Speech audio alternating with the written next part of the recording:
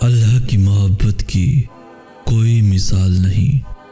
اس کی محبت اس پھول کی طرح ہے جسے دیکھا نہیں جا سکتا، بس محسوس کیا جا سکتا ہے، اور جب اسے محسوس کرنے لگو گے تو ساری الجھنیں سلجھنے لگیں گی، اور یاد رکھو تم اسے بھول بھی جاؤ وہ تمہیں تب بھی نہیں بھولتا۔ قرآن پاک میں اس رب کی باتیں پڑھو تو عقل دنگ رہ جاتی ہے کہ یا اللہ اتنی محبت مجھ سے، یا اللہ میں اس قابل نہیں۔ اور بے شک جب وہ راضی ہو جاتا ہے تو ساری کائنات جھولی میں لا کر رکھ دیتا ہے۔ کچھ لفظوں کا استعمال کرتے ہیں اور کچھ خاموشی کی زبان میں اس سے گفتگو کرتے ہیں۔ ہر شخص کا اپنا انداز ہے اللہ کو محسوس کرنے کا، ہر شخص کی اپنی ادا ہے اس سے ہم کلام ہونے کی، ہم اس کا اندازہ نہیں لگا سکتے۔ جب میرے رب نے مجھے میرا نصیب بدلنے کا اختیار دے رکھا ہے تو پھر میں کیوں نہ مناؤں اس کو۔ محرم کو مت مانگو، محبت کو مت مانگو، کیوں؟ میں تو فرشتہ نہیں، میرے جذبات بھی ہیں اور احساسات بھی ہیں، میں نے صبر بھی کرنا ہے اور شکر بھی، میں نے ضبط بھی کرنا ہے اور سجدہ بھی، میں نے اللہ کی رضا میں راضی بھی ہونا ہے اور اس کو اپنی رضا کے لیے منانا بھی ہے، کیونکہ یہ میرے اختیار میں نہیں ہے کہ میں کیسا محسوس کرتا ہوں یا مجھے کیسا محسوس کرنا چاہیے۔ جیسا اس نے مجھے مسکرانے کا حق دیا ہے وہی رونے کے حق سے بھی نوازا ہے، کہ جب کسی چیز کو نہ پاؤ تو رو دینا، جب کچھ بدل نہ پاؤ تو دعا کرنا، تب تک مانگنا جب تک وہ راضی نہیں ہو جاتا یا جب تک مجھے اپنی رضا میں راضی نہیں کر لیتا۔ تو میں تو مانگوں گا، بار بار مانگوں گا، بے شمار مانگوں گا، کبھی فرض عبادات میں اور کبھی تہجد کے سجدوں میں، کیونکہ میرے پاس اس کے در کے سوا اور کوئی در موجود نہیں ہے، اور جب اس کا در میری دسترس میں ہے تو میں کیوں مانگوں دنیا سے، میں کیوں منت کے دھاگے باندھوں جب میں اس سے خود ملاقات کر سکتا ہوں؟ تو پھر کیوں میں خود کو دنیا کی حدود میں محدود کر دوں؟ مجھے مانگنا ہے، مجھے اس کو منانا ہے، مجھے تھکنا نہیں ہے، کیونکہ میں جانتا ہوں جو نصیب سے بھی نہیں مل پاتا وہ تہجد سے مل جاتا ہے۔ مجھے بس اسی سے مانگنا ہے، اور یہ صرف میرا اور اس کا معاملہ ہے کہ میں اس سے کیا مانگتا ہوں یا میں کیا چاہتا ہوں۔ تیسری ذات کو پھر میں کیوں شامل کروں جب مجھے میرے رب کی ذات ہی کافی ہے، جب مجھے ایک اسی کا ہونا مکمل کرتا ہے، تو پھر میں کیوں لوگوں کے پیچھے بھاگوں؟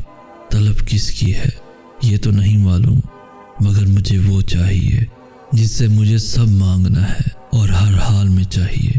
انسان کی طلب کے لیے جب تک تھا تب تک انتظار ممکن تھا، مگر اب وہ چاہیے جو خالق ہے، اور اب انتظار نہیں ہوتا، اب تو بس جی چاہتا ہے کہ اتنی اونچی پرواز ہو کہ دنیا کہیں دور بہت پیچھے رہ جائے اور میں اس تک پہنچ جاؤں، اور بس خاموشی سے خود کو سمیٹ کر اس کی آغوش میں چھپا لوں، نہ کوئی مجھے دیکھے اور نہ میں کسی کی دسترس میں آؤں سوائے میرے اللہ کے۔ پھر دیکھو کہاں سے وہ وسیلے بناتا ہے، پھر دیکھو کتنی ان کہی التجاؤں پہ وہ کن فرماتا ہے، پھر دیکھو کیسے وہ تمام عمر کے بے تحاشا اور بے درد دکھوں کو سمیٹ کر تمہیں پھر سے زندہ کر دیتا ہے، پھر دیکھو وہ سب جو کسی کو نظر نہیں آتا، پھر دیکھو قبولیت کے لمحے کا آ جانا اور کہانیوں کا مکمل ہو جانا۔ دیکھنے کے بعد تو سب یقین کر لیتے ہیں، تو تم دیکھنے سے پہلے یقین رکھو، پھر وہ تمہیں وہ بھی دکھائے گا جس کا یقین میں بدل جانا تم نے نہ کبھی دیکھا ہوگا اور نہ کبھی سوچا ہوگا۔ یہی شان ہے اس کی کہ اس کو گوارا نہیں کہ کوئی خالی ہاتھ اس کے در سے واپس لوٹے۔ وہ رہتا تو ہمیشہ سے شاہرگ کے قریب ہے، مگر ان لمحوں کی شدت کا اندازہ کوئی نہیں لگا سکتا جب وہ روبرو ہوتا ہے اور نظر بھی آتا ہے۔ بس آنکھ اس کو دیکھ نہیں پاتی، مگر یہ طرف یہ اس کو وہاں بھی ڈھونڈ لیتی ہے جہاں کسی کو اس کی موجودگی کا احساس بھی نہیں ہو پاتا۔ تہجد تو محبت کا خاص تحفہ ہوتی ہے، اتنا خاص کہ اللہ اپنے بندے سے اس پردے میں ملاقات کرتا ہے جہاں کوئی تیسری ذات موجود نہیں ہوتی۔ تو پھر تم اسے رات کے اس پہر اٹھ کر دکھ سنایا کرو، یقین کے ساتھ دعا کے لیے ہاتھ اٹھایا کرو۔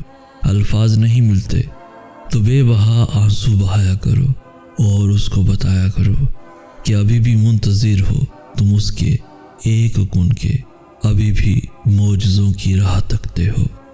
تم اللہ کو اپنی چاہت بنا لو، وہ پھر تمہیں ہر چاہت سے لا طلب کر دے گا۔ تم اس کو اپنی ضرورت بنا لو، وہ پھر تمہیں کسی کی بھی ضرورت نہیں پڑنے دے گا۔ جب وہ ان کی فریاد سن سکتا ہے جو بولتے ہی نہیں، تو پھر وہ کیسے ان کی فریاد کو رد کر سکتا ہے جو سسک کر دعا کرتے ہیں۔ جو پھولوں میں مہک بھرتا ہے وہ تمہاری زندگی بھی خوشیوں سے بھر دے گا۔ تم مانگو تو صحیح، یقین رکھنا سیکھو، جیسے پرندے روز شام کو ایک وقت کا کھانا لے کر گھر کو لوٹتے ہیں، اس یقین کے ساتھ کہ کل کا رزق بھی وہی دے گا جس نے آج دیا ہے۔ تو تم بھی اطمینان رکھو، اس آزمائش سے بھی وہی نکالے گا جس نے اس میں ڈالا ہے۔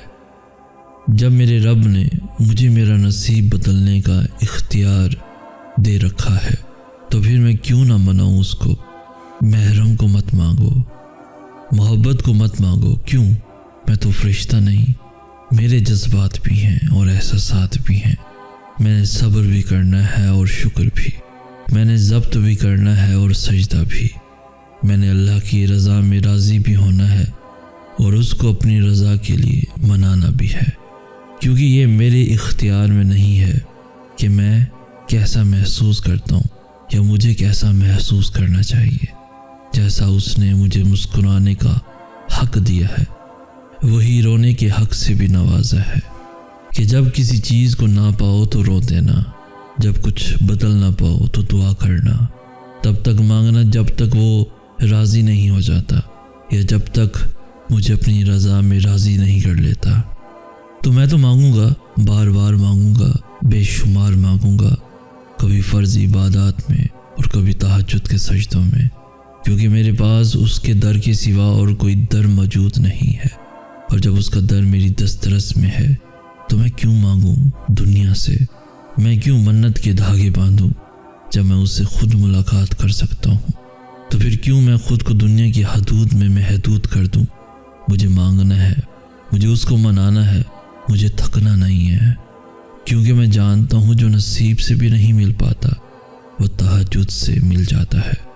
مجھے بس اسی سے مانگنا ہے، اور یہ صرف میرا اور اس کا معاملہ ہے کہ میں اس سے کیا مانگتا ہوں یا میں کیا چاہتا ہوں۔